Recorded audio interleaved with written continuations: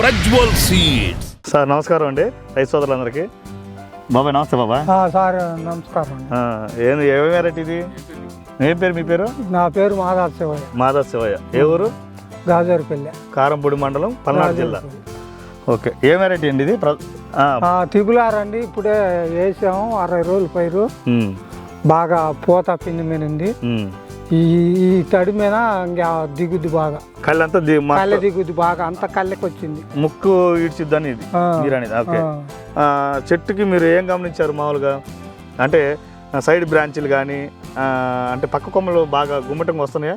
వస్తాయి. పక్క కొమ్మలు బాగా గుమ్మటం వల్ల వస్తున్నాయి.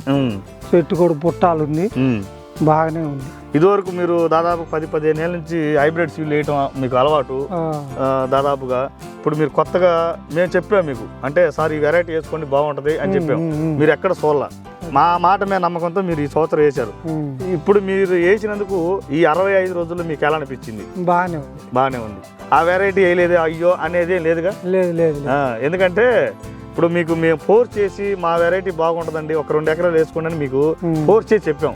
ఎందుకంటే మీ బోటి రైతులు వేస్తేనే 10 మందికి తెలియజెప్పేది కాబట్టి, ఏమండి ఒక 2 ఎకరాలకు వేయండి అని చెప్పాం. మీరు అయ్యో ఈయన చెప్పిన విత్తనం ఎందుకు వేసినారా అనుకుంటున్నారా? అయ్యో మంచి విత్తనం దొరికింది. విత్తనం మంచిదే. రైతులు ఇంకా మీరు చూసే రైతులకు కానీ శేలముట్ట రైతులకు ఏం చెప్తున్నారు విత్తనం గురించి అడిగితే ఏం చెబుతూ బాగానే ఉండదయా విత్తనం అంతకు. ఇప్పుడే కాపు మీద కళ్ళె మీద అంత పూత పిండి వేసుకోవచ్చు అండి అని చెప్తున్నారా? వేసుకోవచ్చు, బాగానే ఉంటుంది. జనం కూడా అడుగుతున్నారా ఏ వెరైటీ అండి అనేది?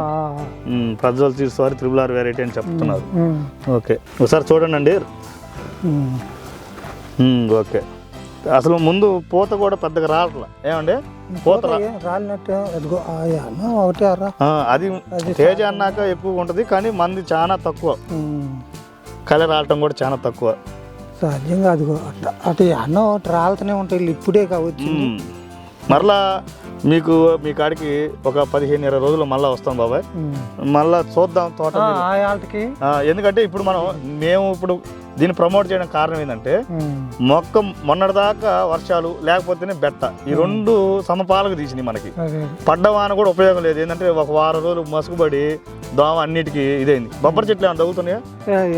తగల. కానీ అన్ని అటు ఆ మధ్యలో ఆడొకటి తగిలి మామూలుగా ఇతర కొట్టినాక మళ్ళీ అవి కూడా కొద్దిగా కంట్రోల్, అంటే రోగ నిరోధక శక్తి కూడా కలిగి ఉంది మన వెరైటీ. నెక్స్ట్ ఇయర్ ఎన్ని ఎకరాలు వేయాలనుకుంటున్నారు? ఇదే రకం ఉందనుకోండి, ఒక 2 నెలలు హైట్ పెరుగుద్ది అంటున్నారు, పొట్టగుంది అంటున్నారు, కళ్ళె రావట్లేదు అంటున్నారు. సరే, రేపు కాయలు మీరు చూడలేదు కాబట్టి రేపు కాపు అంతా దిగిన తర్వాత, రేపు పండిన తర్వాత మళ్ళీ వస్తాను. ఒకవేళ బాగుంటే ముందుకు ఎన్ని ఎకరాలు వేయాలనుకుంటున్నారు? 3 ఎకరాలు. ఏనండి, 1.5 ఎకరం నుంచి 3 ఎకరాలకు వెళ్దాం అంటున్నారు రైతు. మీరు అబ్జర్వ్ చేయండి. మేము ఇది చెప్పడం కోసమే, అంటే రైతు 60 రోజులు, 50 రోజులు, 80 రోజులు, ఖచ్చితంగా మళ్ళీ 80 రోజులు వీడియో ఒకటి చూపించి పంపిస్తామండి. చూడండి, రైతులు అబ్జర్వ్ చేయండి. మంచి వెరైటీని ఎన్నుకొని రైతులు అధిక దిగుబడులు సాధించగలరని కోరుకుంటున్నాం. నమస్కారం.